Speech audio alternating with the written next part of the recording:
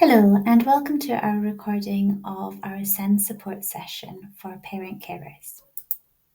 Firstly, I'd like to introduce you to Shropshire SENDIAS. SENDIAS stands for Special Educational Needs and Disabilities Information, Advice and Support Service.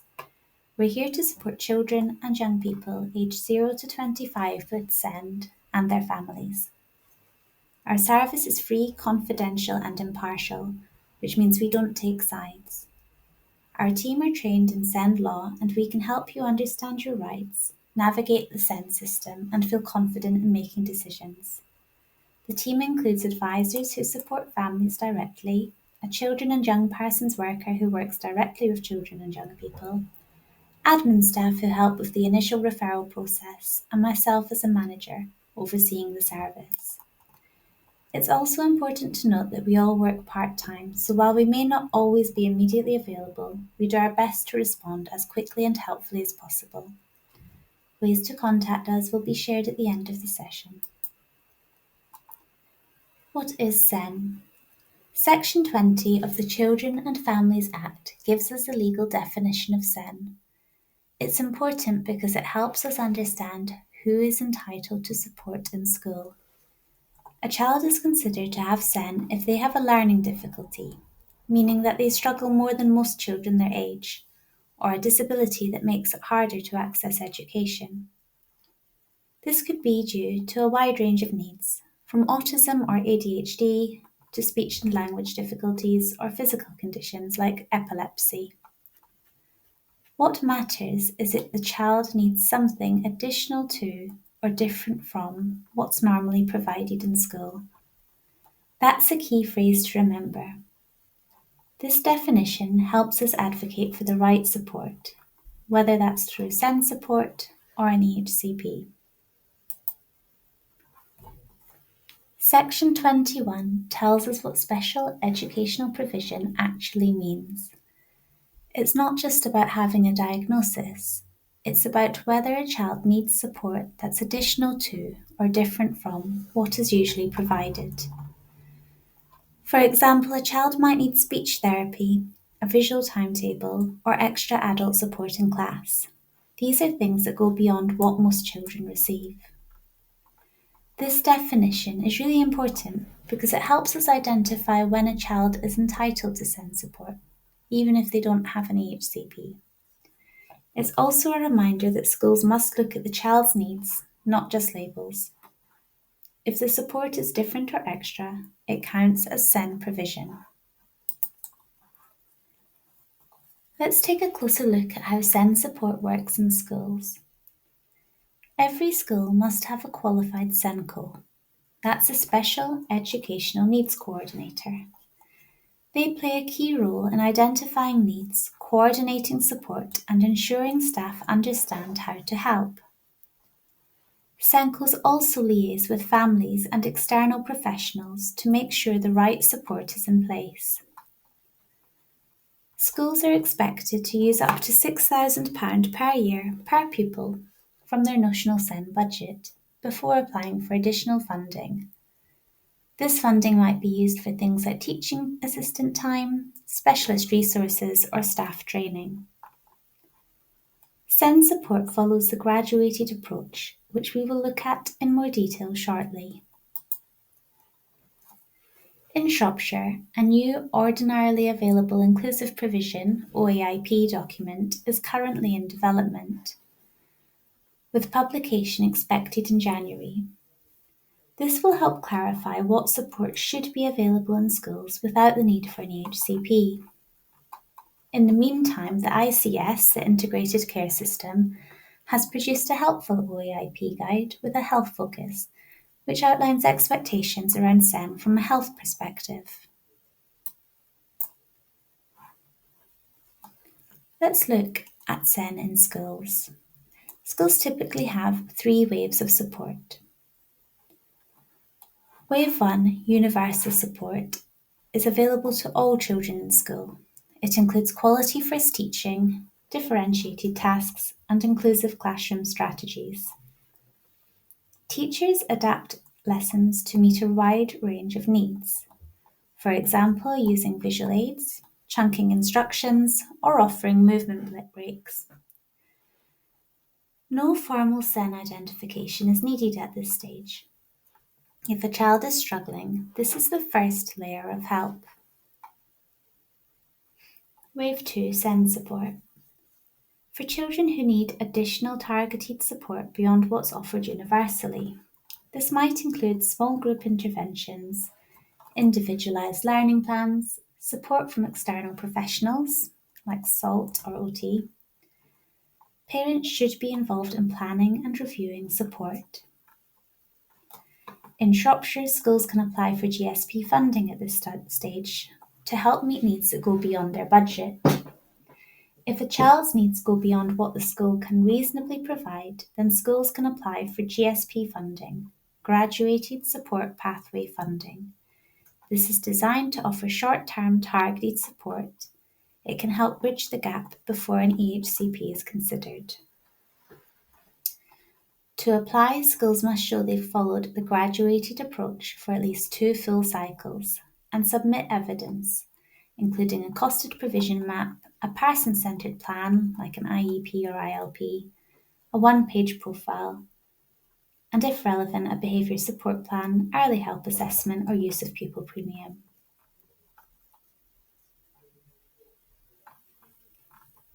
At Wave 3 level, we have EHCP, Education, Health and Care Plans.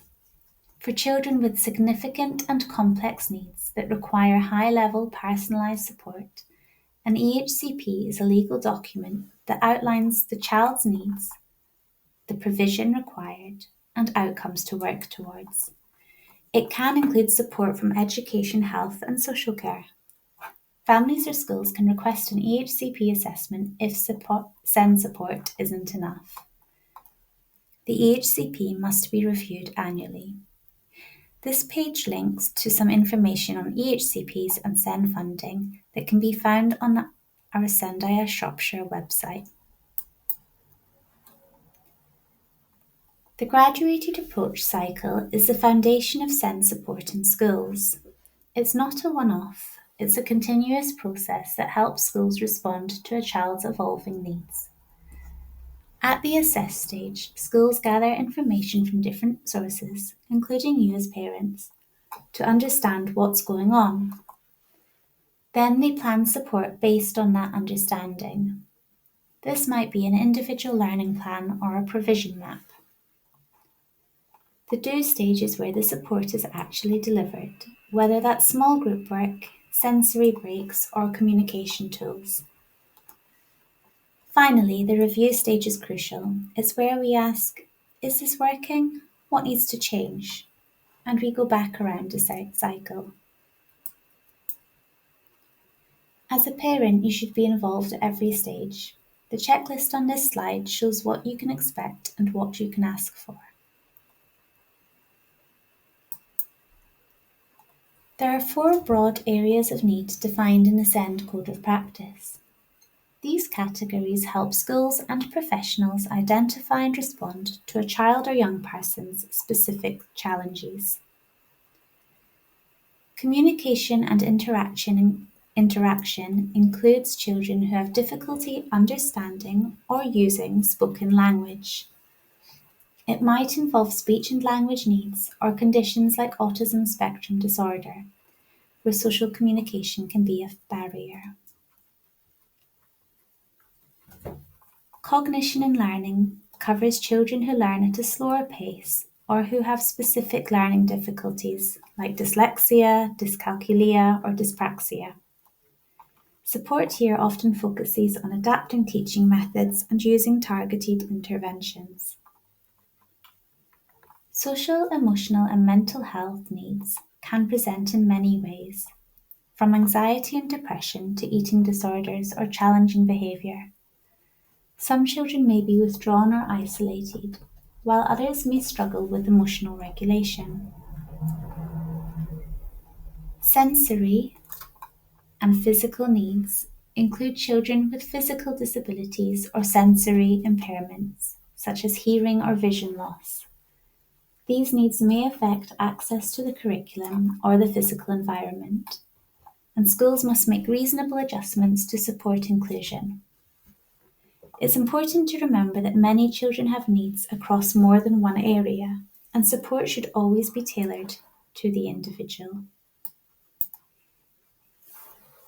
Let's have a look at the legal duties schools have to support children with SEN. Under Section 66, schools must use their best endeavours to make sure the right support is in place. That means that they can't say, we don't have the budget, or we'll wait for an EHCP. They must act now. Reasonable adjustments are also vital. These are changes that help remove barriers, like offering movement breaks, using visual supports, or giving access to a quiet space. If families feel these duties aren't being met, they can use IPSE's model letters to raise concerns.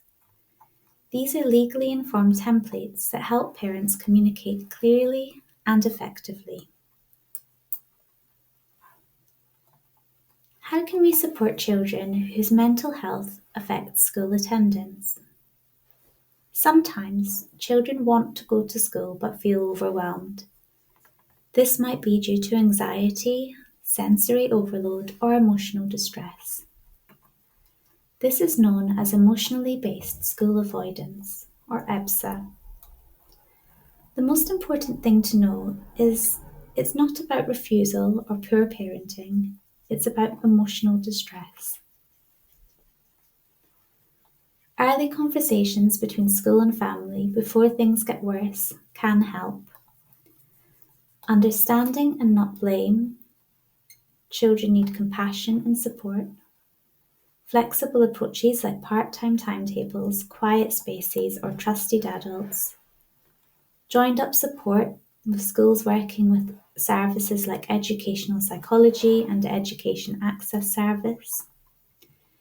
In Shropshire, we have a team called the Education Access Service led by Joe Smith. They help with attendance and inclusion, support for children who are out of school. A new project called Outshine helps children re-engage with learning and work with families to find the right support, whether that's in school, at home, or somewhere in between.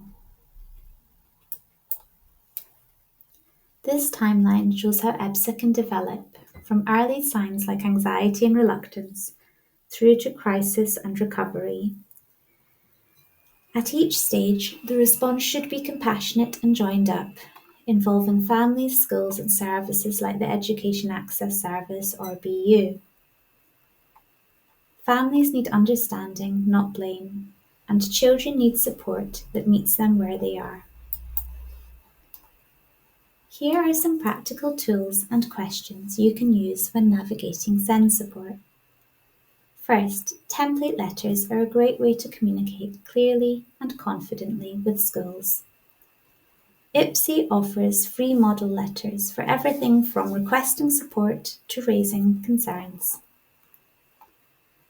We've also included some key questions to ask your SENCO. These can help you to understand what's happening, what's planned, and how progress is being tracked. If things aren't working, it's okay to ask for a review. You don't need to wait for a formal date. Use the assess, plan, do review cycle to guide the conversation. Here's a collection of trusted contacts that families can turn to for support, advice, and advocacy. Locally, SENDIAS is your first port of call for impartial advice. We can help with EHCPs, school support, and navigation system. The local offer is a brilliant resource. It brings together everything from education, health, and social care, as well as preparing for adulthood. For autism-specific support, Kids now delivers the Universal Autism Support Service in Shropshire, offering workshops, drop-ins, and tailored help. You can access this with or without a diagnosis. PAC Shropshire is our local parent-carer forum. They represent families, offer peer support, and help shape services through co-production. Nationally, IPSE provides legal guidance and template letters. Really useful if you need to make a formal request or raise a concern. And the Council for Disabled Children is a great place for policy updates, training and resources. Finally, you can contact us by email or phone. We also offer support for preparing for meetings, help with EHCPs, and guidance on SEN support in schools. Thank you very much for listening to the presentation, and we hope that it was helpful.